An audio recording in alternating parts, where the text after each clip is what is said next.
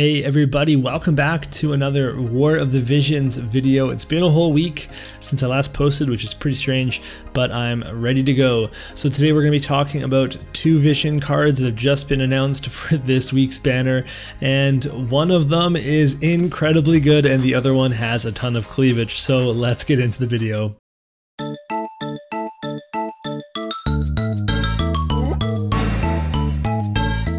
Hopefully I haven't spoiled anything with the intro, but there's definitely a card to miss and a card to pull for here, so let's get into the specifics. So we're going to be talking about the new MR card, Unreaching Affection, and then the new UR card plus Esper, Moonlight Fang, Fenrir. So we're going to start with Unreaching Affection, and you can see that it is a fairly balanced statted card. It's going to give increased HP up to the user and then increased wind attack up for the entire party. So the increasing the elemental attack is always good. They're always very generous with that. So that instantly makes this an interesting card, but not something that you're necessarily going to pull for. So the one thing that we are going to definitely make sure we cover is how does this card look like at 2 stars awakening, because you can use the shards in the shop to do that instantly. If you pull this card, you can buy the shop shards and then you can 2-star awaken this. So that's our benchmark for if you should even bother pulling. So we can take a look and see that it's going to have like the stats that you would expect, and then it's going to have all the way up to 15 wind attack. So that's pretty good. And then we should also mention that it's just so easy to farm Vision cards now, because there's always going to be 3 guaranteed shards in the Whimsy shop as long as the card is featured. So if you really have your heart set on maxing a card, it is now just a matter of time and not a matter of if. Well, and I guess visiore too, but the question is, do you need this wind attack? The HP up certainly isn't that big a deal. We have other cards that increase HP. That's not why you're using this card. It's got to be for the wind attack. And well, I guess you could just use Tetrasulfid. And if you don't have Tetrasulfid, then I guess there's Unreaching Affection. But Tetrasulfid is going to get you just a whole lot more wind attack. It's going to, in fact, get you, I think, 15 more wind attack if my math is right. It might not be, but it's really up to you. Like, I don't think that you should pull for an MR card that is this vanilla. Like, you should just get it eventually. So, yeah. But this card, oh boy, Moonlight Fang, Fenrir, this is a card, and it's going to immediately jump out to you because the stats look very interesting. First of all, there's no magic on the darn thing. It's not going to be for a casting unit, nor your spell blades. And then it has agility. It has agility as a stat that it gives, which instantly makes it a MVP Vision card in my eyes. That is so cool. And agility is just so important in PvP, especially live PvP. So that's super cool. By the way, I've been playing some live PvP lately. So shout out to Prodigy for getting me hooked.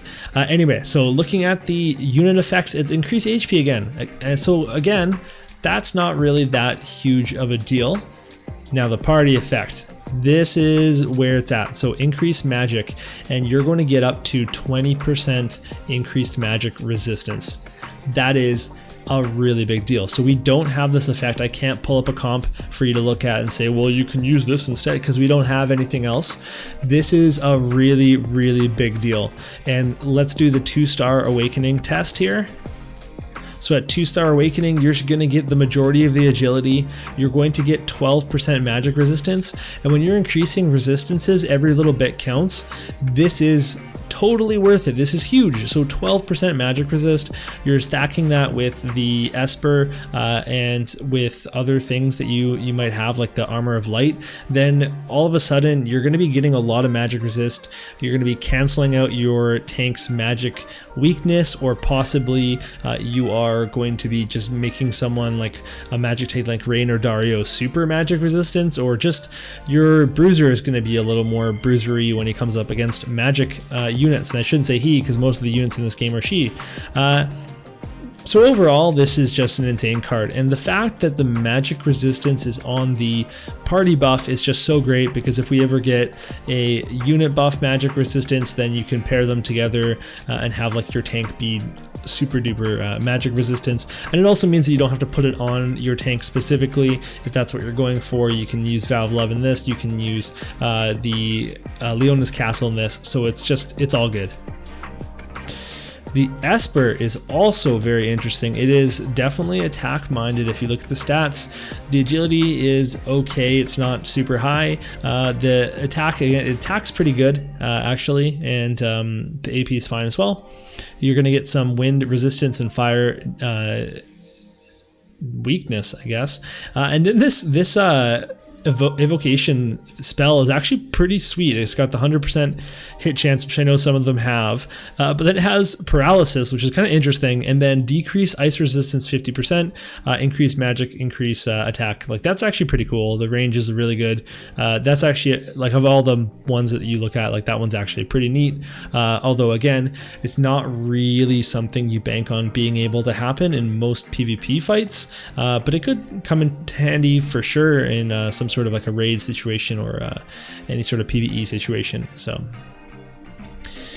now the skill tree, this is something that we definitely want to pay close attention to, because you're going to get a further 15% magic resistance up, and that's going to be your priority for spending your Esper points here, or whatever they call them in this game. The slash attack up is also super interesting to me. That's kind of standard. It's good to have. The fact that this is an attack-minded Esper and you're not going to be putting this Esper on your magic users, that means that the slash attack up is pretty appropriate. I always like the little attack ups. That's kind of like a place to dump your points if you're in a weird spot. And then something interesting here, the Nether Beast Killer, and I believe that these Espers are Nether Beasts. And someone can correct me if I'm wrong, which I might be, because this is big. You know, if you have a raid that's against an Esper, you know, like Ifrit, well, this is going to help you do more damage to it. So that's a big deal. And then you have your usual increased accuracy, increased evasion rate. Those are always solid to have. The only other thing here, like, I want to talk a little bit about the Wind Killer and the increased fire resistance, because those are obviously really great stats, like 15% resistance and then 25% Wind Killer. Like, if you have that 15% fire resistance and 15% magic resistance, then you're 30% resistant against like a Rain who uses a magic or like a fire or something. So in the right context, that's so cool, but it's just so hard because, you know, you never know who you're going to fight in, let's say, a guild battle, or if you're just trying to max for a PvP or PvE, then it's better to go for the all usage things. But if you ever are in a situation where you're just hard targeting a certain unit, like for example, Light Killer, there's almost no way that you don't come up against a wall or an Engelbert at some point during guild battles. So Light Killer is really cool. And then same thing, something like Ice Killer for Egris, or Ice Resistance for Egris, although she's not doing that much damage. Things like that you can think about that might actually give your older Espers some new life, because you find new ways that you think, okay, every single day I always run into unit X. Maybe I actually should have that resistance up, and maybe I can put that on some of my units that I use every day in guild battle. So that would be something to think about. All right, so the verdict. Well, so for the MR card, that's going to be a big no for me, and I think you should just let it come to you. I know that you like the card art. A lot of people like the card art, but you shouldn't pull it, okay? You want to pull it, but you shouldn't. It's a waste of visiore to do this, so you're not going to do it. As for Fenrir, yeah, obviously that's a huge deal. It's new magic resistance. We already had magic resistance on an Esper in Marlborough, who's also attack statted, so that's kind of interesting, but that's like an SR Esper. The stats aren't going to be as good. The other things that Marlborough offers on board are not going to be as good. The resistances you get from equipping it aren't going to be as good. So yeah, you could already do magic resistance. We can all probably do magic resistance with Marlborough. This is just going to be so much better because you get the card and you get the Esper, and both of them are incredibly good. It's a total game changer. It's gonna be, I know that there's people out there that are just hating not having magic resistance units. You hate Kilfey, you hate Medinas when they get to you first, then Cosmo Plume you. You hate Holy on Ayaka, etc. And this is going to make it just a little bit easier to deal with. And if you already are building somebody like Rain or Dario and you have these Spellblade comps that use resist magic and you're feeling real good about magic anyway, well, this is going to swing that matchup for you even more, or allow you to use other units if you're seeing lots of different magic comps coming your way. So this is going to be a big deal for sure. And if you have Visiore, then you should consider pulling for this card. All right, that's going to be it. That's it for this video. And thank you so much for coming by.